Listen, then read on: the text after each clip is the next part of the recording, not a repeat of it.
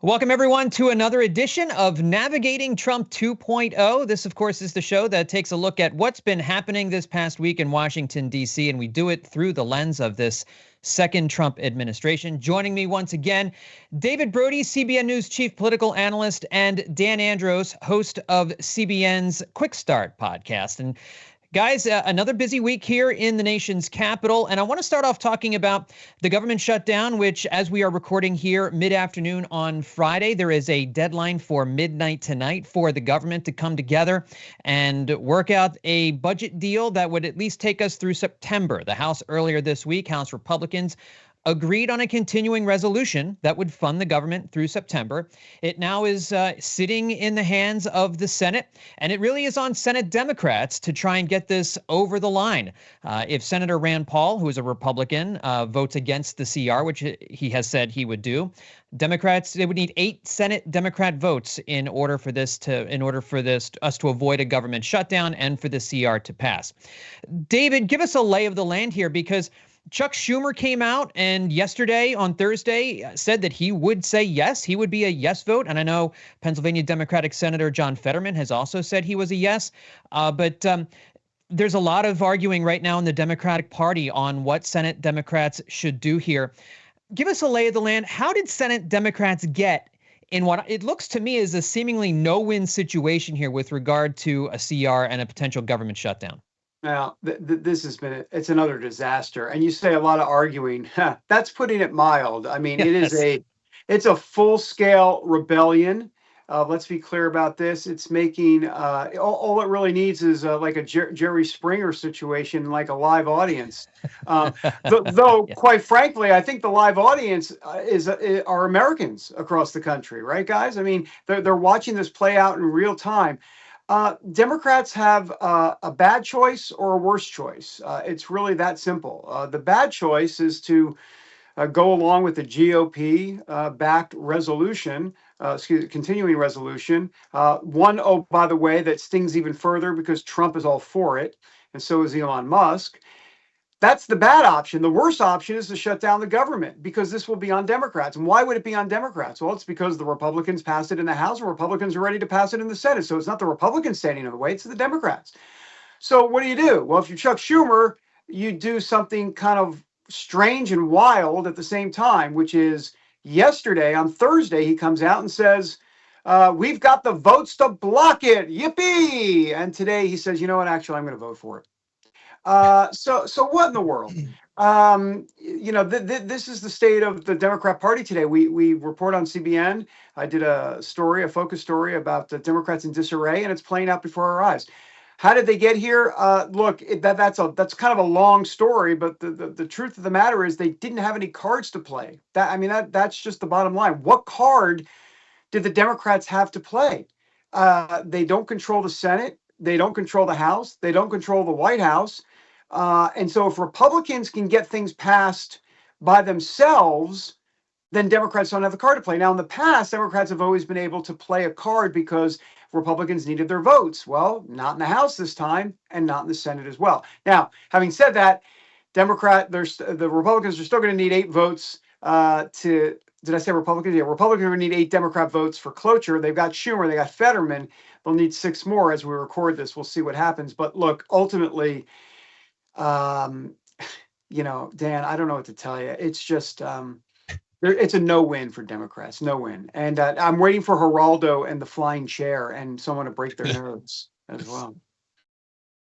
Yeah, Dan, I mean, and just to illustrate David's point here, Nancy Pelosi, AOC, Bernie Sanders, they've all come out strongly against the idea of Democrats saying yes to this, and Pelosi specifically saying that Democrats should be looking towards some of the women in the Senate who have said that they are going to be no votes. And some progressives are even calling for Schumer to be primaried, calling for AOC to run against him for a Senate seat whenever that seat is up.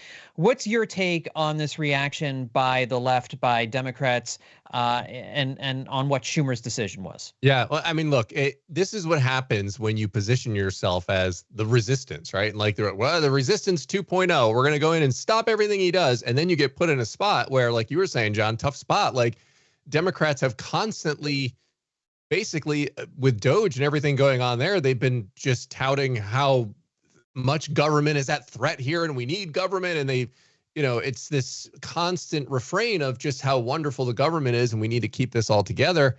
And so then for them to come around and then block this and like kind of get it pinned on them to have a potential shutdown looming, it's just not a good look. And so I think Schumer, had the misstep here is Schumer should not have done what, David, what you were just saying, like, oh, we got the votes, we're going to block it. Like, don't do that.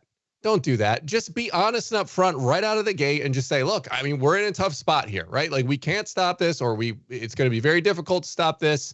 And here's why, like kind of what he came out and eventually had to say, because the Trump administration, people inside the Trump administration were saying when Schumer said that about the votes, oh, we got the votes to block. They're like, no, they're 100% going to eat this.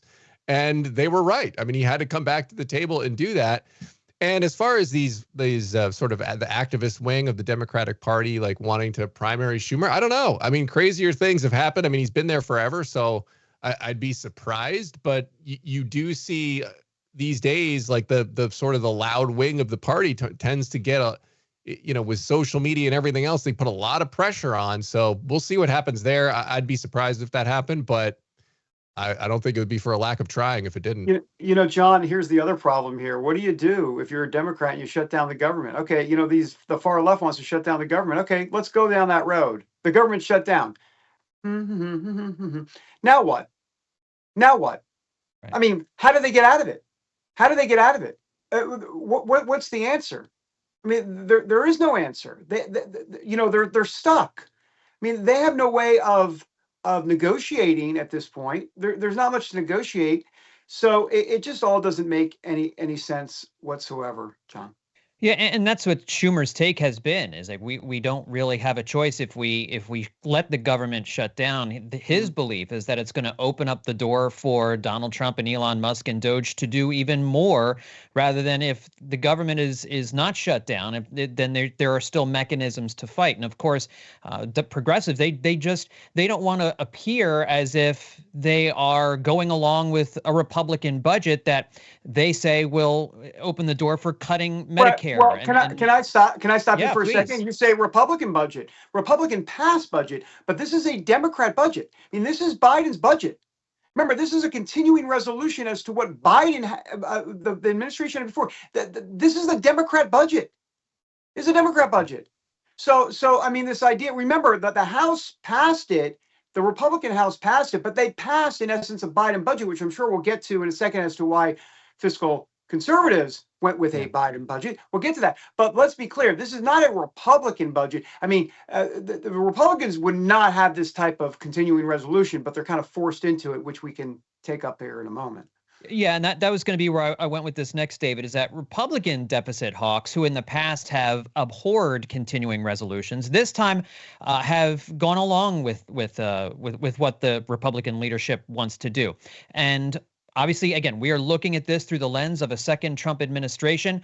Donald Trump wanted this CR to get passed. He was, in fact, complimentary of Chuck Schumer on Truth Social. One day after referring to him as a Palestinian and no longer someone loyal to Israel, comes out and is complimentary of Chuck Schumer for his decision. What we heard from deficit hawks in the past was a government shutdown is more palatable than a continuing resolution. Clearly, they've done a 180 this time around and are now pointing the finger at Democrats as being proponents of a government shutdown, because I think everybody understands, or most Americans understand, the idea of a government shutdown as something that you don't want. But is this 180 simply politics, or is there a viable reason for this change in position among the Republicans? Who would you like to answer that? Oh, I said David at the top, but yeah. That's me. I'm so sorry. Yeah. Sorry. I normally hear my name very well, loud and clear. I just asked my wife. Look, so here's the deal. There's definitely a viable reason. The viable reason is two words: budget, reconciliation.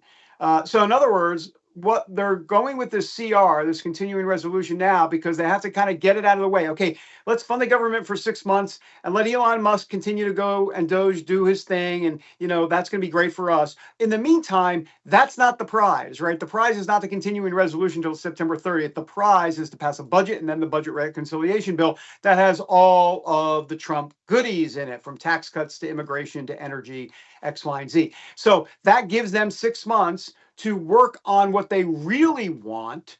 And so it's kind of like making sure they see the end goal here. The end goal is not the CR. Normally they'd say absolutely no CR. And that makes sense on principle. But as the House Freedom Caucus says, this is not your grandfather's CR. This is a different situation because they need time. The Republicans need time, whether it be 2, 3, 4, 5 months, whatever it is, to get that budget reconciliation package ready to go and voted on. Once that happens, then they'll have a budget. Of course, they'll already have a budget in place. And then September 30th rolls around. And then at that point, they can execute what they really want. Now, well, I'll leave it there. I was going to continue, but then I'm just going to confuse myself, which is not hard to do, Dan, Andros. Yeah, no, I have nothing to add to that. I think I think spot on. Yeah. Oh, well, thank you. I'll tell my agent. That's right. Checks in the mail for sure. I do want to move on to the economy because it has been a very up and down week, mostly a down week on Wall Street, given the Trump tariffs and everything else going on with regard to trade with Canada, Mexico, the European Union, China. Dan, Howard Lutnick was on CNBC on Friday and was asked by Maria Bartiromo when the Trump administration takes ownership of what's happening in the economy. And he said, we own the fourth quarter. In other words, saying like nothing that's happening first, second, third quarter is really the fault of the Trump administration. The mantra has been that that they inherited an economic disaster, but that in the fourth quarter of this year, that's when I think that we really take ownership of the economy. Is he right? Do you agree with that? Or is the Trump administration responsible for what's happening right now with the stock market? Anything that might happen in the jobs market, anything that might happen with prices in quarter two, in quarter three? Yeah, I mean, a couple things here.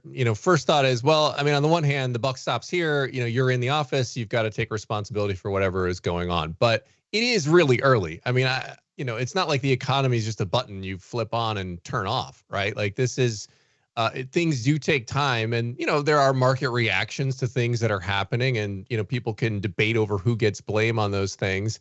I just think it's very early. So, I mean, I'm not an economist, so I don't know exactly like the fourth quarter thing like that, but that would seem a more reasonable time to me to start saying, okay, they've had some time to implement things, to do the things he wants to do with tariffs, et cetera. And then let's see what happens. Let's see how the markets rebound or not rebound. But I think it's a little too early in the game to be suddenly playing the blame game and, act as if, a couple of weeks in office, flips the economy from one thing to the next. I mean, it was Democrats just a few months ago, talking about Bidenomics and how great things were. And it's like, okay, I'm supposed to believe in like 2-3 weeks or however many weeks Trump has been in office now that he's just flipped the switch and now everything's horrible because, of whatever he's done so far with the tariffs and whatnot. So, I do think some of these market reactions, but look, it's been up and down, right? So I think you do have to give it time. Again, not an economist, but I would say fourth quarter or later in the year is probably a lot more fair of an estimate than right now. Well, I don't know. Here's the thing. I think the fourth quarter makes sense. By the way, who doesn't own the fourth quarter? The New York Jets. But that's a separate issue.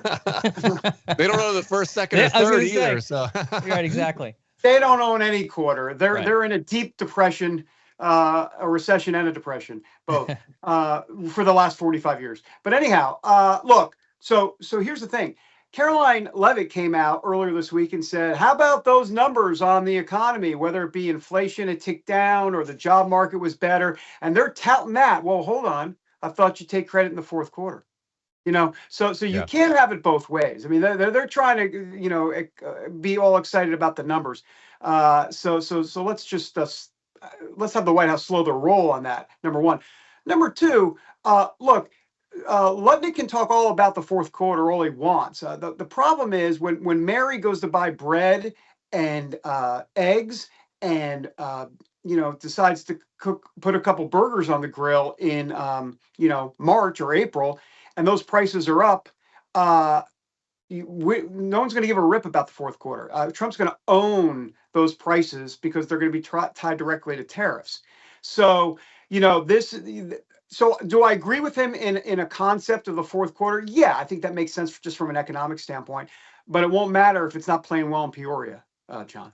Yeah, and David, to piggyback up on that, I think during the presidential campaign, I know that the Biden-Harris campaign, one of the frustrations that voters had was that they kept talking about how and we talked about it on various shows that we did, how the underlying economic numbers all indicated that the economy was really good under the Biden administration. Of course, no one was listening to that. No one was hearing that. And in fact, a lot of voters who ended up voting for Donald Trump took offense at the way the Biden-Harris campaigns were framing the economy, essentially saying, you're not listening to us. You're not in the real world where we are, where prices are sky high, and they're not coming down, and we don't know how we're gonna pay our bills at the end of the month. Is Donald Trump, is the Trump administration in danger of kind of falling into that same trap, kind of touting, we're going to bring businesses back to America, we're going to invest in America, all these different things are going to come back to America because of these tariffs, when prices, again, we'll see what happens here over the next few weeks and months, but if prices go up because of tariffs, are they simply falling into the same trap that the Harris and the Biden campaigns fell into last summer?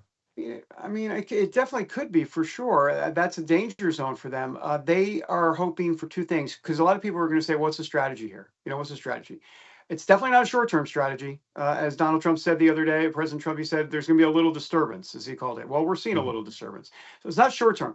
The play is long-term. So what does that mean? What does that look like exactly? Well, a couple things. Number one, they want to get the tax cuts passed. Once the tax cuts are passed, which could happen in May, probably, maybe even June, then that starts to take effect in possibly, July, August, into September. And oh, look, we're in the fourth quarter. Isn't that interesting? So, I think that's part of what they want.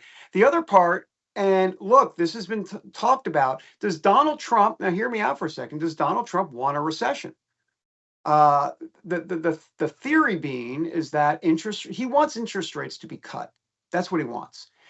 And the way you cut interest rates is that, you do that to stimulate the economy. Well, you stimulate the economy if you're in a recession or you're about to go into a recession. So I think the thinking here by the Trump folks, they'll never go necessarily on the record with this, but I think if you read between the lines, what they really would love is for the Fed to lower interest rates. The interest rates have come down a little bit on mortgage rates, but I'm talking about the overall interest rates, because what does that mean? It means more people start to spend, whether it be they buy a home, the credit card bills are less because the interest rates are down, or interest rates are down on products across the board. That's what they're hoping for. That and tax cuts, I think, are the two key things for them. So while tariffs may be bad in the short term and prices would go up for sure, they're hoping that that interest rates get cut in the process, and that spurs economic development. It's a risky strategy, but it's there. Yeah. I was just going to say, John, I agree. I think it's a completely risky strategy, because if things linger, if they stay high, if, despite maybe these cuts that they get, like people are still struggling to fill gas tanks and to fill up the grocery cart. I mean, that's like David was saying, like that is what people feel. When you feel, I think a lot of people were just feeling it in the Biden administration, the later portion of it. It had just been many, many months, onto years, where you're looking at your grocery bill going, what in the world? Or the gas just constantly, over 3, near 4. Like it just got to be to the point where you couldn't avoid it. And if it gets to be that same way, I don't think it matters who's in the White House. I mean, people are going to be, yeah, of course, you're always going to have the left, you're always going to have the right that just never go. But then a lot of people who, you just don't want it to get frustrated in the other direction if you're Donald Trump. And so, if it pays off and works, then great, everybody wins. But if it doesn't, then yeah, it could be a little bit of a sticky situation politically, for sure. John, we're in an impatient society. Yeah. Like the minute I get off the air, I want to watch a rerun of myself, for example. Yeah. Like right away. I'm just impatient. I've got to see myself yet again. Sure. Yeah, as you know. But you can't. I mean, but you can't come out here and be like, have that Jimmy Carter moment of, God, listen, guys, No, just put on some blankets. I know it's a little bit expensive to, heat your home, but just go buy some chickens. Put an extra sweatshirt on and no. Nobody wants to hear that. And that was back then. I mean, especially now, we don't want to hear that. Yeah. The minute I have a chicken coop, things are not going well. No, right. Well, I have a chicken coop, but. Oh, well, good for you. That's excellent. But it wasn't. Yes. Anyway, that's a long story. That's for another episode. Oh, wow. Just making a mental note to reach out to Dan about eggs after the podcast. My neighbors inside the too. Dan Andros. I'm like the neighborhood egg dealer. That's right. That's right. It's a real black market out there. I also want to talk a little bit about something the Trump administration did with regard to birthright citizenship this week. They appealed to the Supreme Court to allow his administration to move forward on ending birthright citizenship in America. Lower courts have previously offered injunctions against allowing Trump to do this. Of course, the 14th Amendment has existed for 150 years, and it guarantees people born in the United States automatic citizenship. So, Dan, what argument is the Trump administration making to do away with birthright citizenship? What are they getting at here? Yeah, I mean, they're essentially getting at that it's not what was initially intended with it, right? That it was initially intended for slaves and descendants of slaves, not for people who are here in the country illegally. So, whether they attack that by trying to just get rid of the amendment altogether, or through some legislative action that sort of, maybe defines the scope of this clause rather than a constitutional amendment. But I mean, I think that's essentially what the argument here is, that with this crisis we have going on at the border, that we've gotten away from the original intent. You now have this incentive for people to just, if I'm pregnant, I need to hurry up and run over the border and get my child born. And so, we're creating this incentive without looking necessarily at the heart of what it was intended for in the first place. Well, how about just this scenario, right? This idea that you're from out of the country and you go to Colorado and you're skiing in Aspen, and all of a sudden, your wife, who's not skiing, but she's in the lodge there and they're on vacation. Maybe you're from, some sort of South American country. You're just there for vacation. And she now goes into labor and your baby's born in an Aspen hospital. But then you're returning to your country of origin 5 days, 7 days, 9 days later, because you're just on vacation. So that person, that baby's an American now. I mean, it's like, wait, what? So I think the Supreme Court ultimately will have to weigh in on this. That's the whole point. And that's what the Trump administration has been doing, not just with birthright citizenship, but a lot of the stuff. They want the Supreme Court to take this on, and they want the answers finalized one way or the other. Yeah, and we'll see whether or not they do that here in the next term or not. No indication one way or the other whether or not the Supreme Court will do that as of yet. Last thing, this week, a U.S. district judge in San Francisco ordered that thousands of federal employees who had been laid off by the DOGE cuts must be offered job reinstatement within a week. This judge in San Francisco ruled this way because he said they were terminated unlawfully. Essentially, they were mass firings, even though some of these firings were listed for cause. The argument has been that there's no way these firings could have been for cause when so many of them were happening all at one time for budgetary reasons. White House Press Secretary Carolyn Leavitt says the counsel's office at the White House will fight these rulings and called it a ruling by an activist judge set against the president's agenda. David, your reaction to this judge's ruling and how you think the Trump administration will respond to it? Well, it's not surprising. I want to take kind of a macro view of all of this. First of all, this is why the federal judiciary is so important. And I don't mean the U.S. Supreme Court. Most of these cases, guys, as you know, don't ever reach the Supreme Court. They are in essence decided at the federal judgeship level. And that's why when Donald Trump kind of remade the judiciary first time around when he was president, now Biden as well had a major say in it. We're seeing all of this kind of play out depending on where you file the case. And I think that's the second point here, right? the key is where these cases are filed, because then you typically will get a better ruling from a federal judge, first a district court judge, then a federal judge. So I think it's like all a bit of a game that's being played geographically with this as well. And then, I would just say the third thing is that the Trump administration is fighting the Democrats, they're fighting the media, and they're fighting the courts. I mean, that's the truth. I mean, the courts, once again, are supposed to be a check, obviously, on the administration, or excuse me, the executive branch and the legislative branch. But at the same time, look, a lot of the folks that are in the judiciary are typically, how do I say this, kind of institutionalists. They are folks that are more traditionalist. And so just by that alone, and I'm not just talking about liberal judges, I'm even talking about some maybe who might be considered a little bit more conservative judges. They're still kind of mainstream, kind of traditional judges who don't really kind of are going around with a MAGA flag. So I think that the Trump administration has to still fight a judiciary out there. And I just wanted to make that point because I think it's not talked about as much. Yeah.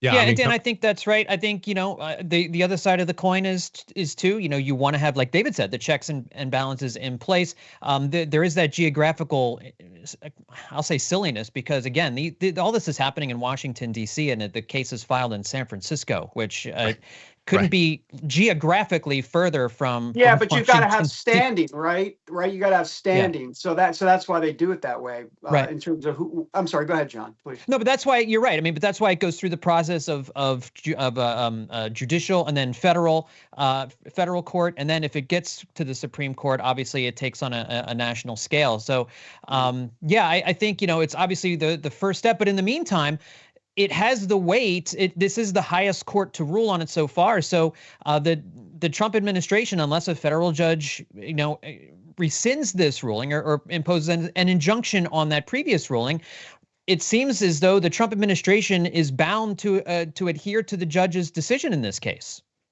Yeah, and I mean, look, you hear San Francisco when you're like, where do they choose to file it? And it's San Francisco. I mean, immediately you're like, I wonder why it was San Francisco.